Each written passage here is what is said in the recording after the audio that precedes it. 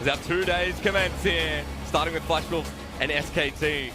And you're right, the Renekton and the Sejuani, you get the instant permafrost there in the top lane, so good chance for Flash Wolves to blow SKT wide open. Mid lane and bot lane is pretty self-explanatory. Top side of the map, I think, is this one that decides this, unless we just see something crazy. However, eyes are drawn to Sylas jungle. Was played a long time ago in the LEC, just when the champion was new. Now we see it changed a lot, and the re-debut by Clint. Clint flexing once again as we head into game number 1 here in Seoul. Flash Wolves and SKT take on Summoner's Rift.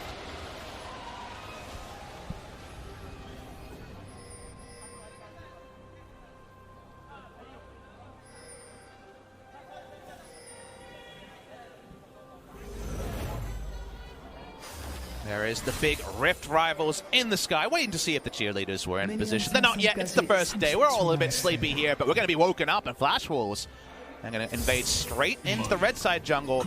Vertical jungling being really threatened by both teams, but Flash Wolves has such a strong level 1 that a re-invade into their own red side is very possible as well. That's right, and you're seeing 3 Sylases on Summoner's Rift for a quick second as well. A more enable vision there for Flash Wolves, drop a couple of down, and you get Krugs, you get Raptors there, so there'll be good tracking here from Enzo this game.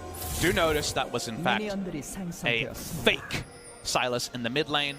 Faker doing his thing. Let's talk about one notable thing. I've been very critical about how professional players have never used the Nico passive. Faker's use of the Nico passive has been very inventive, and it's been the one thing that I would say is unique about his Nico compared to others. We know all about the wave clear and the pop-off ultimates, but he's been very impressive at actually creating the mind games. Speaking of mind games, Khan and Hanabi going to be in melee range. This buff going to be started on a ward. When you start with something like Sweep, there's not too much you can do. Khan getting a bit of damage, and moving to the top side is Clint on the Raptor start in full vision. Camille top priority with Grasp has been very, very high in recent LCK. When Kingzone play, it's a very common pick from Rascal as well, and Rascal and Khan used to be starter and sub of Kingzone Dragon X last year, so they know a bit about champion boards. We'll have some overlap there. Gotta be careful, level 1 for the Varus Kench. No, Lux gets to actually have a free level 1. Usually like, look out Lux, you might be engaged on. It's Tahm Kench, no engaged threat to be threatened. Only the tongue lash with a buffed up Tahm Kench, of course, in the bottom lane for SKT. Going to be the unsealed spellbook on Marta this game as well, so common stuff. We've moved away from what we saw at Cheese, with the Glacial Augment in rare cases, but a Guardian taken here from Xiaoxi for Betty. Yep. It's going to be the choice you see. Aftershock is against a lot of engage. The enemy team does have Sylas and Camille, but very, very hard to lock them down with the binding. So for lane, which is what you usually take your Keystone for, it's your early power. You do go Guardian or Unsealed Spellbook if you're too soon in a matchup like this. If you're wondering about clear, does go for a full topside clear for a quick level 3 on wards, both junglers on warded paths. Remember that while Sylas lost his shield when it comes to lane trade, which is why you can't just put why his level 1 went from being one of the best in the game, that's a nice trade from Khan, to a really kind of a struggle street laning phase, you still have it on jungle monsters, so you do clear. I wouldn't say healthily, but you can clear the jungle just fine. Clit able to get that move back to the base now. Picks himself up the Hunter's Machete and heading towards that bottom side clear now. Remember, Scuttle at 315, of course, so we'll be there just in time as SKT's bottom lane getting shoved here hard by Betty and Xiaoxi. Devour just used to try to drop damage. They don't want to pop the potion on the Varus yet, so it's going to be using that ability. Click comes to the bot side, like you mentioned, with a bit more single target clear. A lot of mind games from Faker, not walking over any vision, and there will be a Scuttle claimed by the side of SKT. The benefits of early shoving there from Faker in the mid lane as a teleport for both these mid laners rather getting pushed himself here means Faker has room to set up Clid on this bottom lane and see if he can find anything down there as well. And this is ultra comfort for Rado. I got to cast him when he was the expected Griffin starting mid laner before Chovy was even of age to play. Yep. In professional games, and he was kind of a Galio Vladimir 2-trick. He played a lot of these control mages, utility champions that weren't about the laning phase. He's returning to that here. I would say Corki, his most impressive champion domestically in the LMS, but he just really hasn't been able to get going. After a very star-studded performance, he was a great mid laner in LMS Spring, kind of rewriting some of my kind of lower expectations for him as Chovy was the real star of the mid lane for Griffin.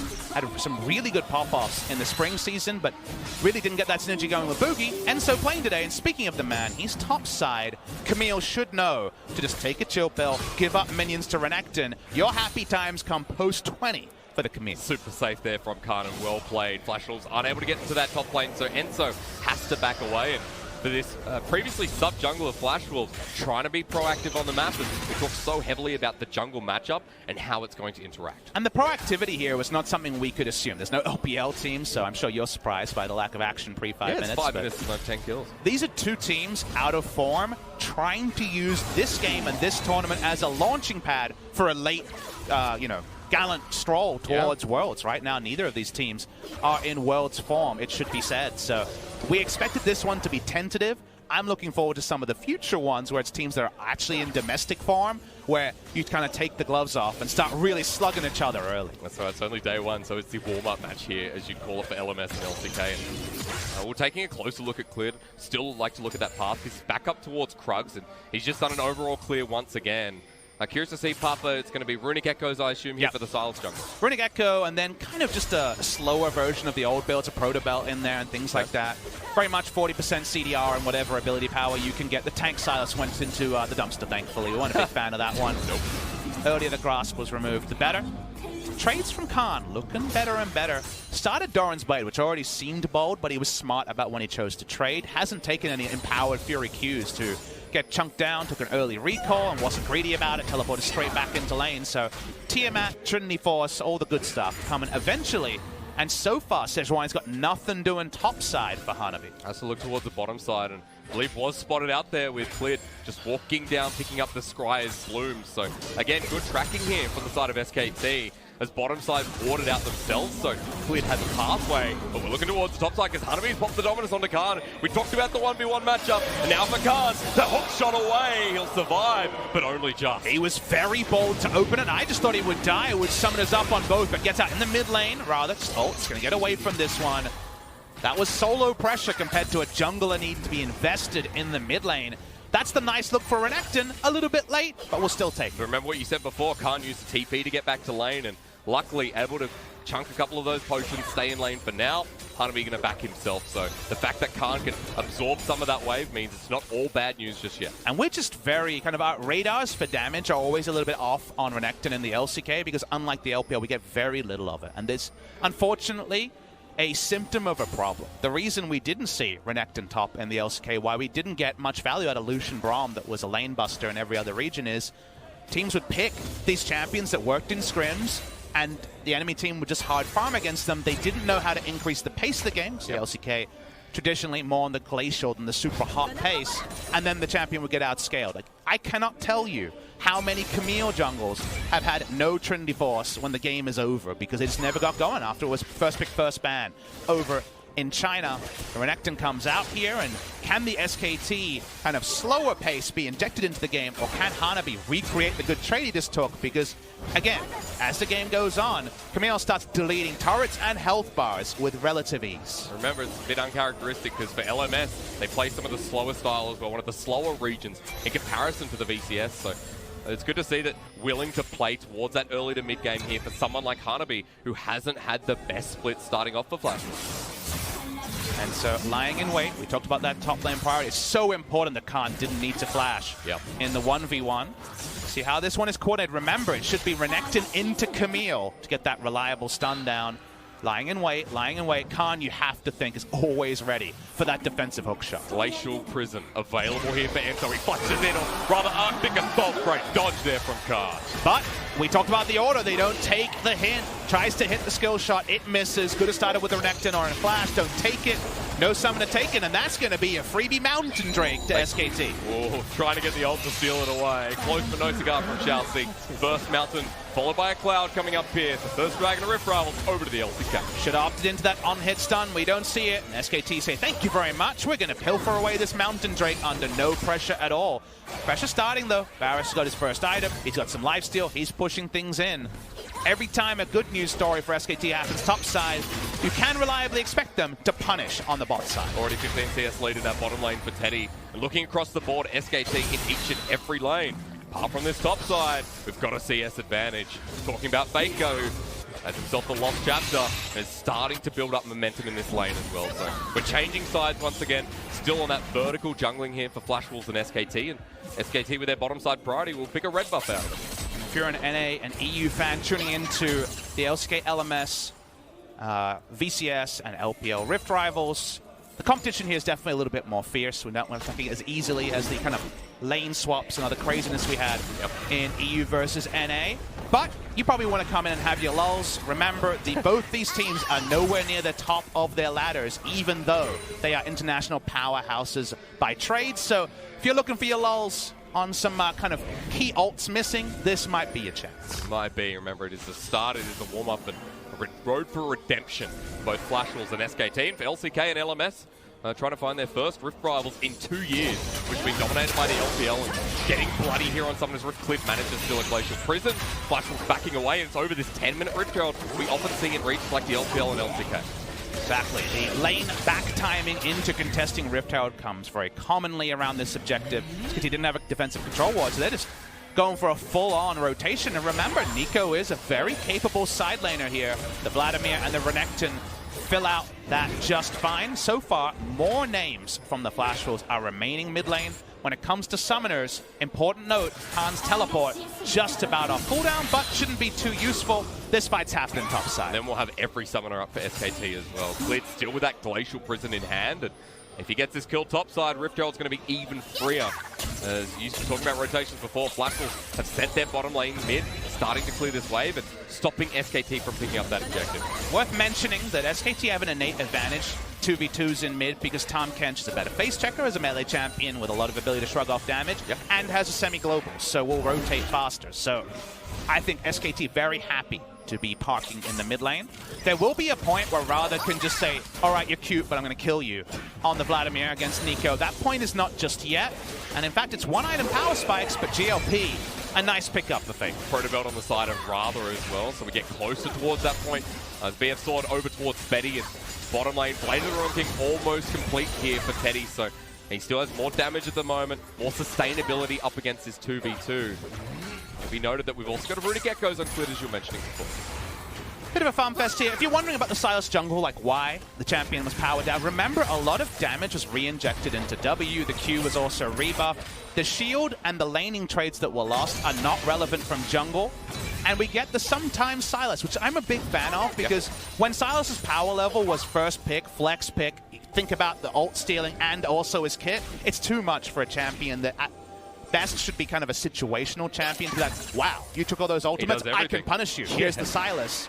This is a lot more refreshing, but the fact that he can just not be in the bad lane trades means he still steals ults. That's still really powerful as a scaling thing from the jungle, and he gets to flexibly either camp a lane with hard CC or show up in team fights as an initiator with something like the Sejuani ultimate or the Sivir ultimate. So the fact that it can be played in the jungle, do we expect this to be a pretty common pick going forward? Really fun repositioning there with On the Hunt that you can steal from Betty. Remember the Camille, the Pop Blossom to reposition as well. So there's a lot that can be taken away considering at level 16, 10-second cooldown is big trades for the bottom lane. Faker showing his might against Radha. He's casually 1,000 gold ahead of the Vladimir purely from lane phase. And yes, we know Nico has a very unaccountable laning phase against Vlad, who kind of really only hits the Rift at level 9.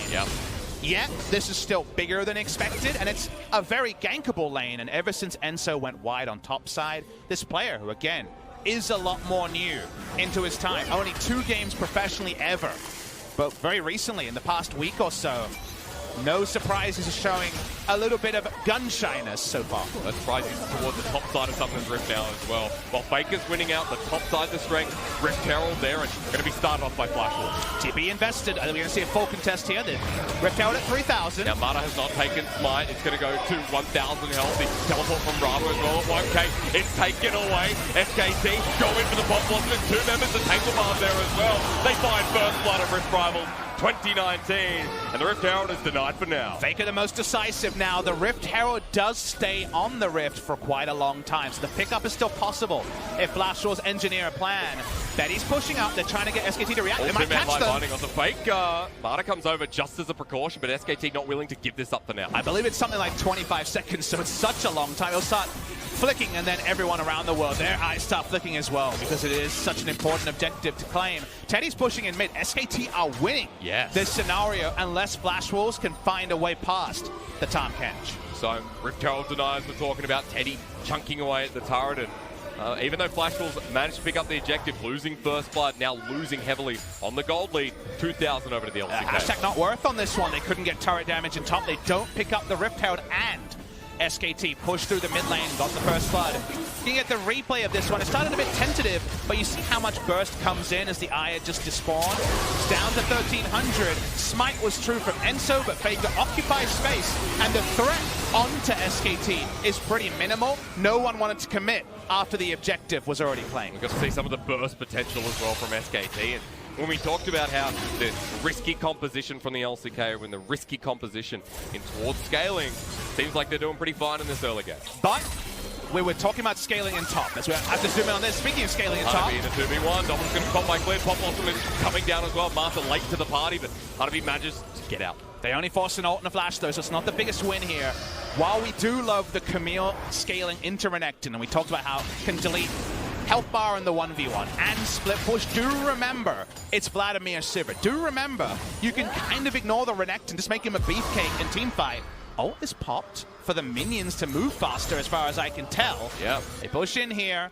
SKT, they're going to be too slow to react here. Remember, the Abyssal Voyage on cooldown. Dragon will be taken as a response, but first turret goes over to the side of Flash Wolves. Faker is going to work his magic down the bottom side and trade up. So SKT still with the lead, but at least LMS trying to get proactive. And both teams trying to take objectives along the way after taking outer lane objectives. But just to zoom in and just to finish the point, 5v5 wise, it's hard to look past Flash Wolves at 3-4 items. There's kind of a 2-item window where you can really profit, but when Vladimir can just dive the backline and delete it, then the options for people like Varus become nil. They become, is the Devourer up? If not, you're dead. Yeah. So there is going to be a 40-minute win condition here for Flash Wolves, and potentially, if they get a couple of kills, they can just purr along and take out SKT. So there's no guarantees in the 5v5. However, if SKT can play 3 lanes, yes, you do love where the Camille is going. Which is why we look towards the Trinity Force and how close Khan is to completing it. It's Phage, Sheen in inventory, Tiamat of course there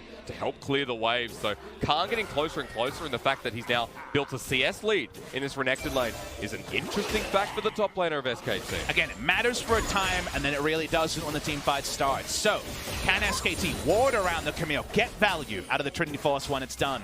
These are things that in the past you would say, hell yes. Right now you say, maybe, and you're happy to have the 2 victories last week as recent data points, because neither of these teams are coming in at tip-top form. That's right. So performance here matters here for SKT. Khan trying to move back towards that bottom side. Going to be spotted out as Flash will send 3. Teddy still imminent on clearing out the mid lane, opening up the map here for SKT. And Rather just wants to get out of this lane, but Faker continues smacking him down. Nika's doing a great Karma impersonation here. If you ask Rather, that's for sure a lot of harassment. And the CS lead, and even the bounty, right? 001 bounty is still present. 200 gold so far. Hanabi. Good call to make there. He interrupts the hook shot. Going to start DOTing. Hanabi looking for the kill here as Xiaoxi's coming in, but Khan just walks his way out of it. Did look a little bit less toothless, a little more toothless than perhaps we expected. The chase there. Both the side lane ganks have been questionable. Faker! Oh, we're looking for a Human Flake to come out, drops it. Faker drops Pop Blossom himself as clip. Comes in with his on the hunt. Rather has no escape here. He flashes away. The Scottish doesn't connect with the Tangle Bomb. Does. SKT find another. The chase potential that they got from the Sivir ult was really necessary there. When the stun went wide from Klid, they pick up the kill. Only 2 kills in the game so far to SKT. Across the map, we're seeing ganks happen. LCK slightly ahead, but not by a commanding amount yet. Not yet. 2 kills, 4K gold lead here at 18 minutes, and there's another Ocean coming up, so more objectives to take on the board. The gold lead is actually a bit more prominent than perhaps the eye test would have suggested, because those laning phases went so. A Faker in particular has looked levels above Rather. In the 1v1 is a struggle. Oh, Klid just walks past it, even burns the flash, but you call that worth as SKT get the turret in response as well. Amusingly, it ended up being a bit of a reputation flash rather than a necessary one. He assumed a skill shot would hit or the Renekton will look aggressive. Renekton's flash was down, so it actually ended up being unnecessary. However, Klid, safety first. Just his choice there. Overall, you can see how Enso's trying to hover around Hanabi, though. This game has been about the top side, and Enso hasn't been able to find that window as once again something goes awry. And he's trying to take on too much responsibility. Ever since that early gank where he said lead with the Renekton, and Enzo kind of said, nope, it's me, and I'm going to get in there. We're already in a spot. There's vision. You take the Glacial Prison, you send him to hell, you come in with a Hextech ultimatum, and that control ward paying off dividends. And now we're bullying after the couple of early mistakes onto Enzo. Like you say, lane control ward. It's a sometimes ward, but damn if it's not an effective one. Good call, didn't give away anything, and so not suspecting it. SKT, the gold lead now is really starting to build. So even though only 3 kills in 20 minutes, they're looking for more. Yeah, well, never meant to keep going on the hunt. Going to be caught by Betty, but does he have a chance? The auto almost finishing him off. He's on 13 HP. I saw almost single digits there. These wards, the differences between SKT and Flash Wolves. Really, momentum starting to build up though here from SKT. Starting to play more towards the fast pace coming into this mid game. They have control in the mid. They've got that Dragon to take up very shortly. And with Baron now on the menu, more of these picks means it's getting worse for Flash Wolves. And honestly, Hysterics is kind of reminding me of some 2015 SKT games where Faker was playing like he had his own basketball, when he was just doing his own thing. Everywhere Faker has gone until this moment, good things have happened. He's pushed down so many turrets, and they've never been able to stem the bleeding. Pun, I guess, both un and intended with the Vladimir there. The Hemomancer has just been relentlessly pushed, and the bullying started with Enzo. It's continued with Rather, and now Flash Wolves. We talked about how the early game they had the Renekton option, and then late game the early game Renekton hasn't worked, and suddenly it's kind of get that 5v5 or get split to death. The bridge right now is looking a little bit rickety. That's right, need to support the foundation here for Flash Wolves. Still relying on the fact that the Sejuani pick that we talked about, and getting that Hemon Plague in the late game seems even more difficult as Faker now up against Hanabi in the side lane, but he's pushing away. Even Hanabi can't contest him right now. It's really good to see Faker in such indomitable form. He really does feel like he's playing against the 7th placed LMS team, and that he's Faker. Of course I'm great. It's kind of what's going through his mind, because he's pushing up, he's applying pressure. He's being a solo pressure valve for someone like the Camille to get into the relevancy that right now is online. Ever since the responsive Drake on the bot side, they've piled together 3. Not the best, but you'll take the ones that you're getting. And the LMS squad here just has found no counterpunch in 20 minutes. So that first kill, of course, with Dragons on the menu. Another Mountain coming up for SKT, so it's going to get worse here for Flash Wolves. Baron fully controlled now as well, and with these pushing lanes and SKT's priority, this starts getting worrisome. And I'm smirking a bit, Hysterics, because, you know, playing into my idea of kind of Faker just running around on Victor and winning every lane by pushing and taking turrets, you do wonder if he can hit the 700 bounty without getting a kill, which is always a big one. It seems like that's happening around the Varus as well, as a lot of farm has been found. So without really any kill involvement, a lot of gold. In fact, 4 SKT members with bounties with only 3 kills in the game. Wow, funny.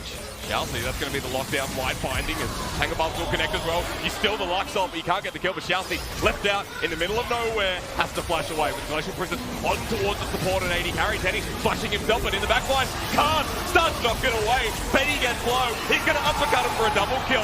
Hanabi even drops to the death pile, and for Flash Wolves, everything swept across as SKT show the LCK. Even that team fight offers nothing for the Flash Wolves. They are routed in the fight by SKT. Camille, apparently an assassin, already slides in, double kill. Thank you very much. Ends up getting SKT a very clean fight. They're going to get Baron as well. And this is an SKT we have not seen since MSI. If you're an LCK fan, you're running into this game going, the LCK we believe.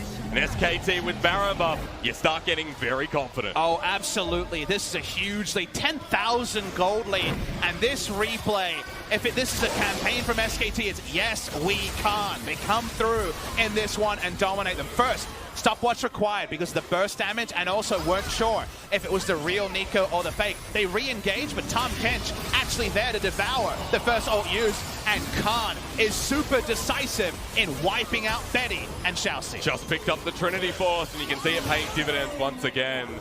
As left in the middle, and so that's really how this game's gone. Flash Wolves now at a 10k gold disadvantage.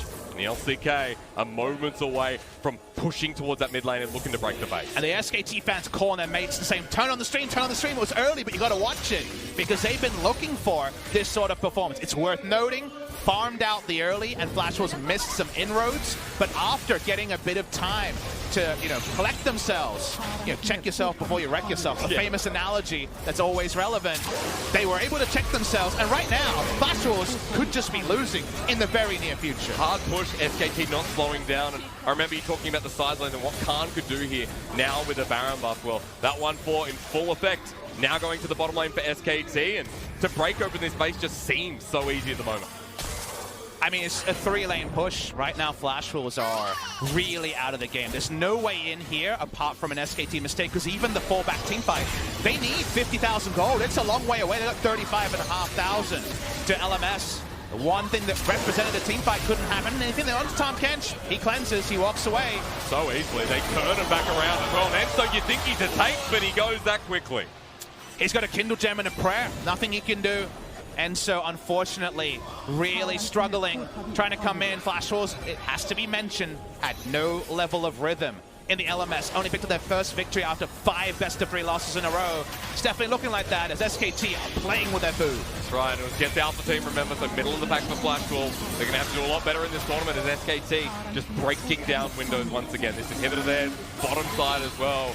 For Flash Wolves, the miracle, long past gone. An SKT like this you can rally behind, you can get excited about. Then past 2 series wins, this game looks to be on top.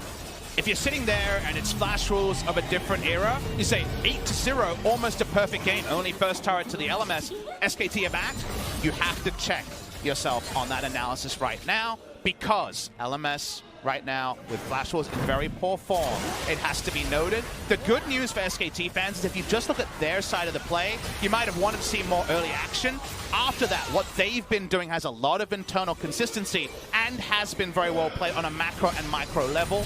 Haven't been able to say about them so far in summer, but the opposition has to be questioned, and you want to see them pay this forward to that eventual first round robin ender against Invictus Gaming. Great way to start Rift Rivals as well, and SKT's ability to play up, or rather at this point, to play to a better footing than Flash Wolves has been shown. And this is just some of the lane differences. And Faker's the one you look at because he has whole-handedly this whole game taken over. I mean, he has just the most gold. 12,100 with no kills. It's pretty cool. 600 bounty on Teddy as well, but he's got kills now.